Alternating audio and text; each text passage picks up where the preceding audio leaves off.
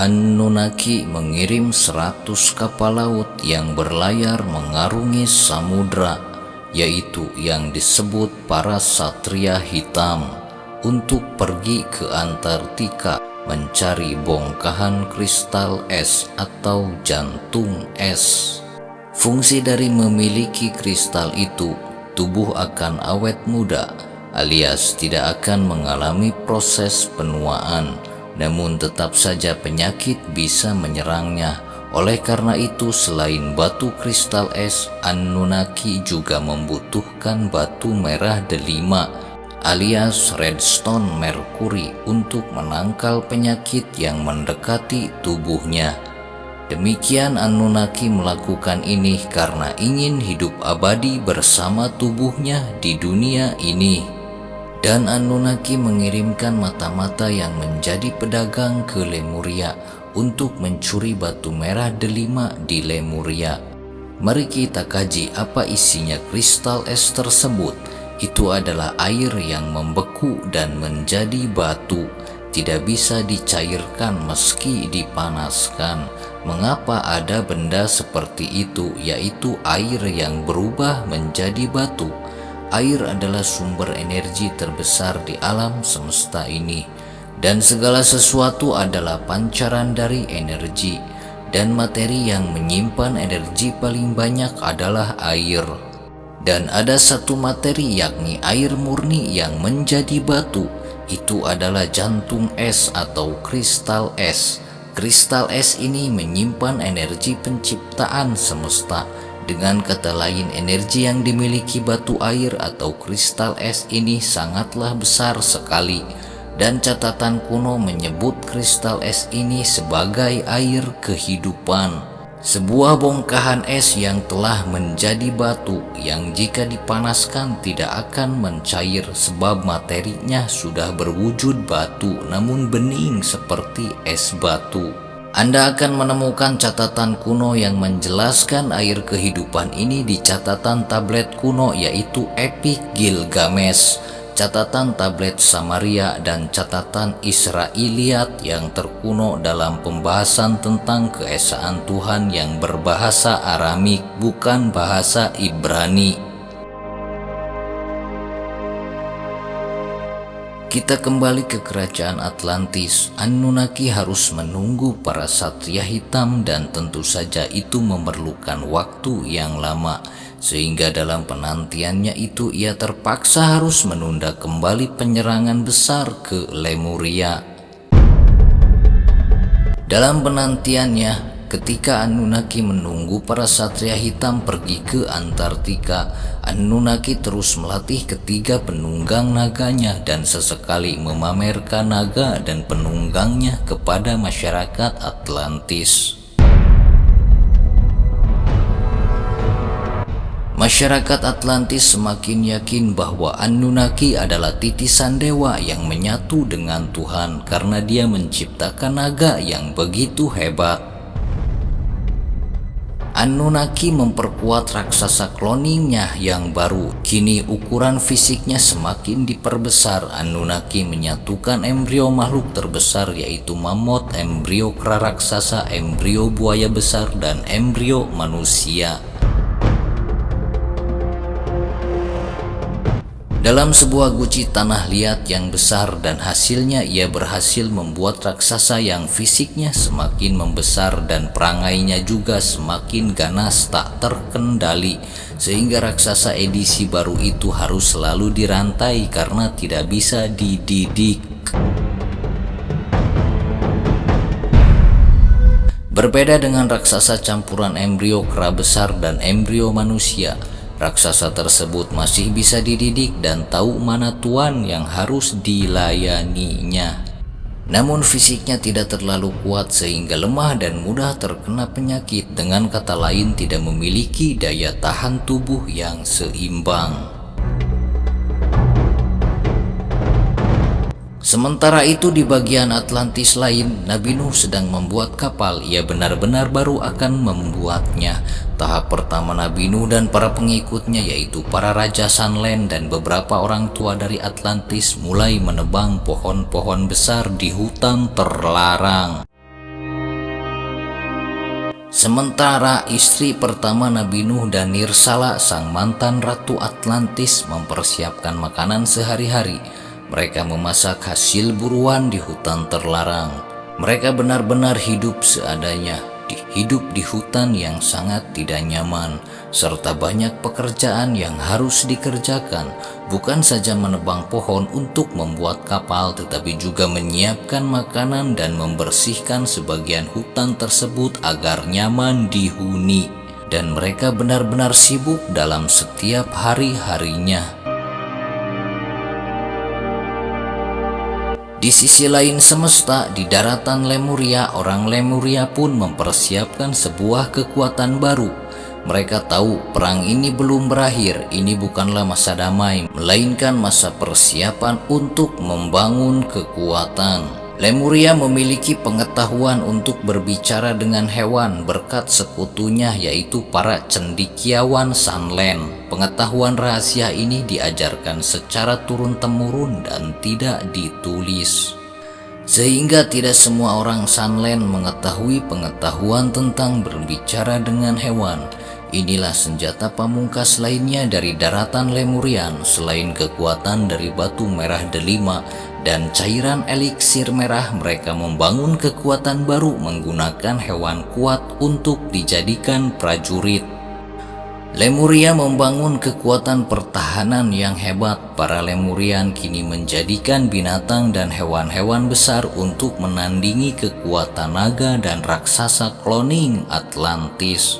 Ambara, sang raja Lemurian yang merupakan adik kandung Anunnaki, melatih mamut dan burung elang besar untuk dijadikan pasukan.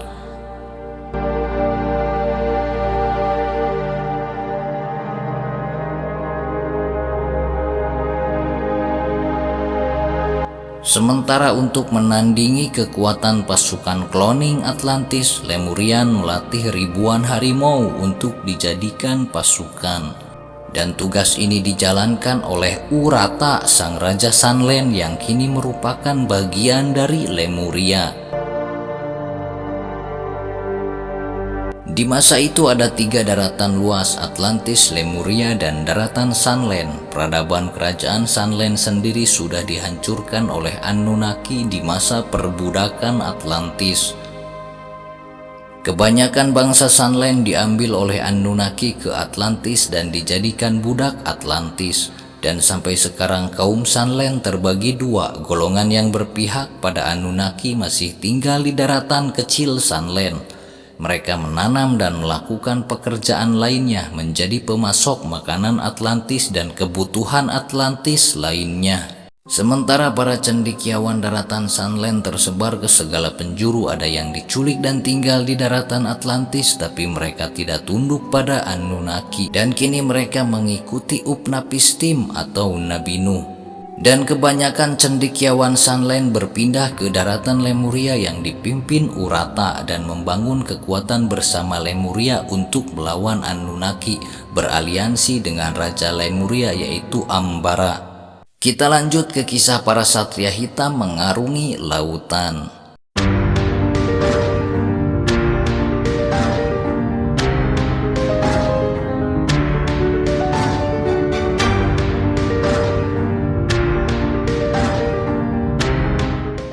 Lautan tidak senyaman yang kita pikirkan. Ketika badai datang, ombak yang setinggi gunung bisa Anda temui, dan saat kapal diterjang ombak yang besar, sangat kecil kemungkinan untuk selamat. Para satria hitam dalam perjalanannya di lautan untuk sampai ke Antartika mengalami begitu banyak kesulitan.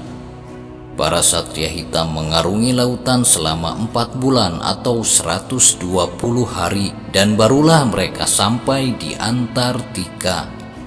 Dalam perjalanannya itu 30 kapal hilang di telan lautan yang ganas, sebab di masa itu lautan benar-benar ganas, ombaknya bisa setinggi gunung ketika ada badai. Dan kesalahan fatalnya, mereka sampai ke titik Antartika di masa musim dingin. Kapal-kapal yang selamat mendarat di daratan Antartika hanya berjumlah 70 kapal, sementara setiap kapal ditumpangi 20 satria hitam. Dengan kata lain, mereka yang selamat menginjakan kaki di daratan Antartika berjumlah 1.400 orang, dan ekspedisi ini dipimpin oleh Jenderal Laut Atlantis yaitu Utnaria. Namun ternyata yang mereka injak bukanlah daratan melainkan es yang membeku disebabkan kesalahan mereka sendiri mencapai titik Antartika di musim dingin. Ternyata para Satria Hitam itu belum sampai di daratan Antartika. Kapal mereka tidak lagi bisa berlayar karena bongkahan es tebal di atas lautan. Perjalanan mereka masih panjang, mereka masih harus pergi menuju tembok es dan memasukinya karena kristal es berada di dalam tembok es. Dan ini adalah perjalanan yang jauh, ditambah lagi akan banyak rintangan yang berat, juga hawa dingin yang mematikan. Akankah mereka sanggup melalui perjalanan ini atau mati di perjalanan dan membeku menjadi mayat dalam bongkahan es? Namun ada satu masalah besar bagi para Satria Hitam sebelum meneruskan perjalanan ekspedisi ini, yaitu bekal makanan mereka yang terbatas dan tenda tempat beristirahat yang seadanya. Karena jika ada badai musim dingin, maka mereka semua dipastikan mati kedinginan tersapu badai. Melihat kenyataan ini, Utnaria memerintahkan beberapa Satria Hitam pergi ke daerah tinggi dan mencari daratan Antartika untuk mencari gua, sehingga ketika menemukan gua mereka bisa beristirahat di sana dan bisa bertahan hidup. Para Satria Hitam itu menarik kapal-kapal mereka agar menginjak daratan es, demikian agar kapal-kapal tersebut tidak hanyut oleh lautan ganas Antartika. Utnaria melihat bahwa perjalanan ini tidak mungkin bisa berhasil, sementara 1.400 Satria ini pun memiliki pandangan yang sama. Ketika mereka semua sampai di daratan Antartika, mereka melihat hal yang mustahil jika melakukan perjalanan yang teramat jauh di daratan putih dan dingin ini. Terlebih bekal makanan mereka terbatas.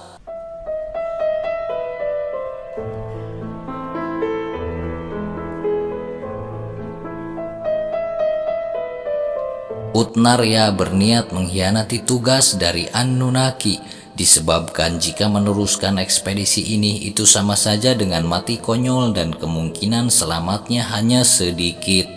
Utnaria lebih memilih mengkhianati tugas jika memungkinkan, jika ada tempat untuk berlindung dan membangun peradaban daripada membuat para satria mati. Utnaria berpikir tidak mungkin kembali ke Atlantis maupun daratan Sunland, mereka akan dihukum mati karena gagal dalam ekspedisi. Juga tidak mungkin pergi kabur ke daratan Lemuria. Para Lemurian akan langsung menyerang mereka karena Atlantis dan Lemuria masih dalam konflik. Satu-satunya jalan untuk bertahan hidup adalah mencari tempat berlindung seperti gua. Utnaria adalah pengikut Nabi Nuh. Dia tidak percaya Anunnaki sebagai Tuhan atau dewa. Namun Utnaria pura-pura percaya pada Anunnaki agar kehidupan dunia dan keluarganya selamat. Namun kini justru ia terpisah dari keluarganya sendiri. Utnaria melakukan peribadatan doa kepada Tuhan semesta alam, bertobat dan memohon pertolongan serta petunjuknya.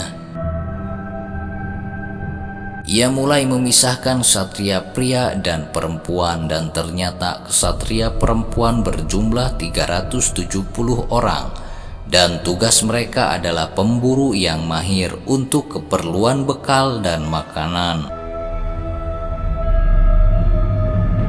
Utnaria mengatakan bahwa para satria perempuan itu jangan sampai mati kedinginan, sampai kita semua menemukan gua untuk berlindung dari badai. Utnaria memerintahkan beberapa satria mencari gua dan sisanya tetap tinggal di dekat kapal. Namun ada satu hal yang tidak diketahui Utnaria. Mereka dimata-matai oleh bangsa jin, yaitu golongan setan yang telah bersekutu dengan Anunnaki. Jin yang memata-matai ekspedisi Satria Hitam di Antartika bernama Balantir. Dan jin Ifrit yang bernama Balantir ini tidaklah mengetahui yang gaib. Jadi dia belum tahu isi hati Utnarya. Namun jin ini melihat bahwa Utnarya berdoa kepada Ilahi. Balantir sedikit marah melihat para Satria Hitam melakukan peribadatan. Namun ia tidak akan melaporkannya kepada Anunnaki sebab masih dianggap wajar olehnya karena mungkin mereka ketakutan. Dan Balantir juga mengerti bahwa yang bisa menyelamatkan mereka di daratan putih dan dingin ini adalah Tuhan yang sejati, bukan Tuhan palsu Anunnaki. Jadi Balantir membiarkannya dan berharap mereka diselamatkan Tuhan agar tujuan Anunnaki tercapai.